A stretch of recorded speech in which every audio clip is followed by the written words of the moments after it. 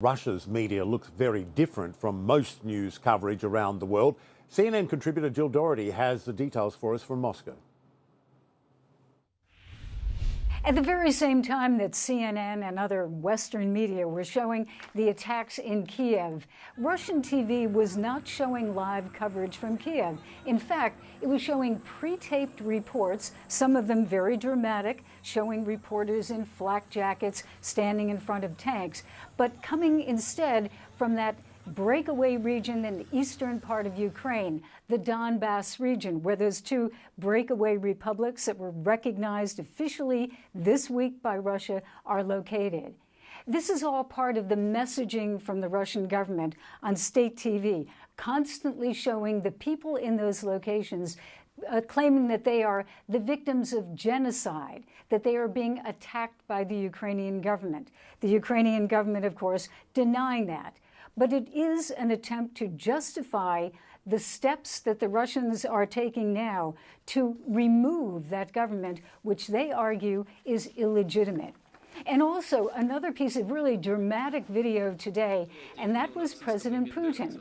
He was directly addressing Ukraine's military, urging them to turn against their leaders, saying that you should take power in your hands, and also calling the government in Kiev terrorists, drug addicts, and neo-Nazis. Again, another way of demeaning and trying to give the impression not only to the people of Russia, but to the world that the attack that they are carrying out in Kiev is justified. Jill Doherty, Moscow. All right, Ukraine considering a proposal to hold talks with Russia, according to an advisor to President Zelensky. But what shape would those talks take if they were to go ahead? Our next guest may have a clue. Vera Michelin-Shapir is the author of Fluid Russia, Between the Global and National in the Post-Soviet Era, and is a visiting research fellow at the King Centre for Strategic Communication in London, where she joins us now. It's great to have you on. So talk now of the potential for talks between Russia and Ukraine, if they happen, and that is still a very big if. Will Volodymyr Zelensky's removal be at the top of Putin's list of demands? What's your read? Hello, good morning. So yes, it's a big if whether these talks will happen. And I think that the talks, how they will happen and what will be their outcome is very much determined by what is actually happening militarily on the ground. We're seeing that the Russians moved in and they may have thought that this would be easier than it actually sort of panned out for them. They used limited force. They can use more force to to establish themselves militarily, but everything they did in the beginning did not seem to break the Ukrainians. And that brings us to the kind of point where the negotiations can happen. Because for the Ukrainians, if they're stronger on the ground, they understand that the Russians can bring more and more force in. And actually, when we're looking at Syria, the Russians don't have to blitz it.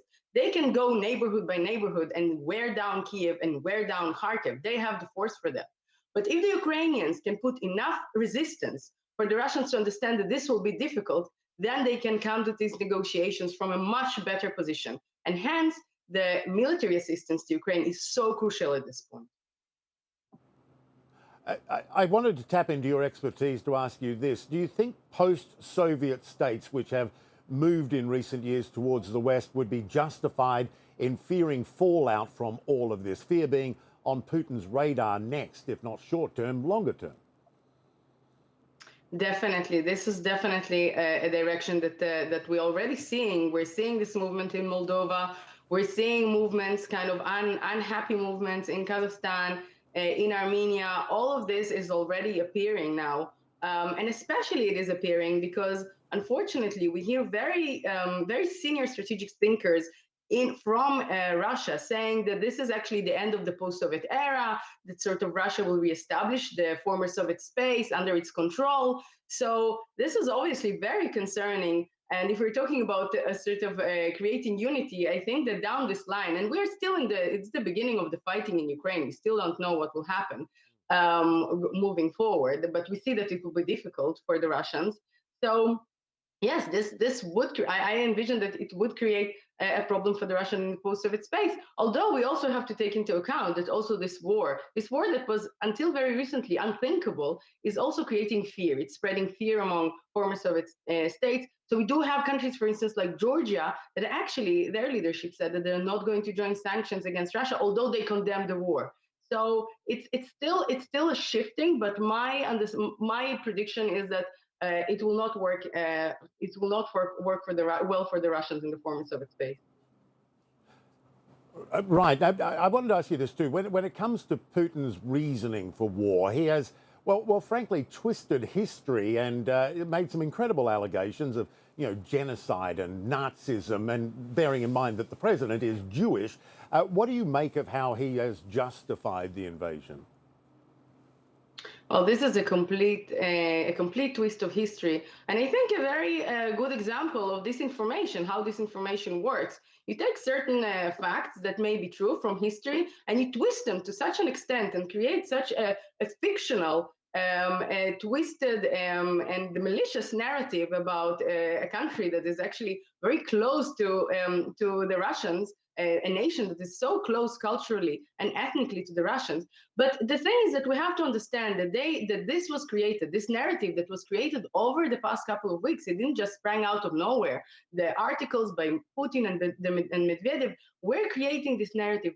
And what this narrative is there to do is sort of to dissuade Russians, or kind of to veil the truth from the Russians, the kind of the truth that is clear as the light of day, that Putin is taking them to war with a friendly, neighborly, and brotherly nation to them.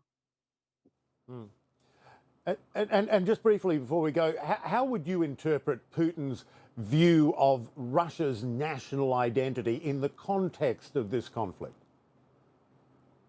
So I think that Putin is actually fighting very strong undercurrents in his own society.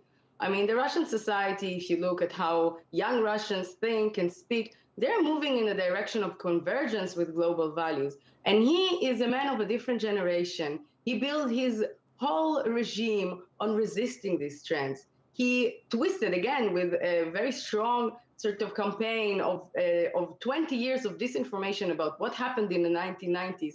He twisted it so Russians think that he actually can bring them some kind of stability and security.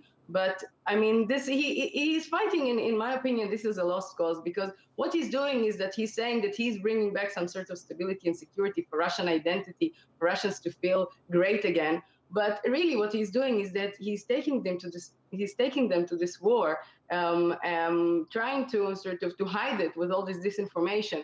But at the end of the day, these currents are stronger than him. Right.